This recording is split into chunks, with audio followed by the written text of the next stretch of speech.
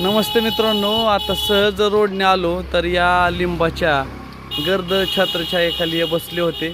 जोडीला आपले सचिन कोकरे साहेब गप्पा आणत होते. नमस्ते, सुट्टीवाला काय? हो, बरं, झाडाच्या छात्रछायेखाली बसलाय, कसं वाटतंय? एकदम छान. हा, आता मला खरं सांगा, एकदम भारी. ही झाडं लावलेत कोणी? ती झाडं म्हणजे आता तुमच्या नाही, कोण होतं? म्हणजे हे आमचं सासरं होतं. हा, त्यांचं नाव? शिवाजी वसंत काळे. सासऱ्यांनी झाडं लावली, आज ते हयात नाहीत, पण आज झाडं बघितलं की तुम्हाला त्यांची आठवण होती का नाही? हा, अगदी 100%.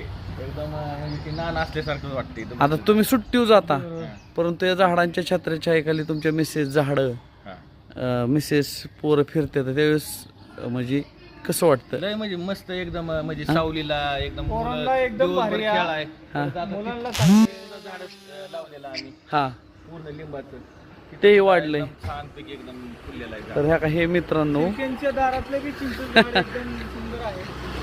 जरा लावलेलं झाड एकदम बघा मित्रांनो, काही वर्षापूर्वी या फौजींच्या सासऱ्यांनी झाडं लावली.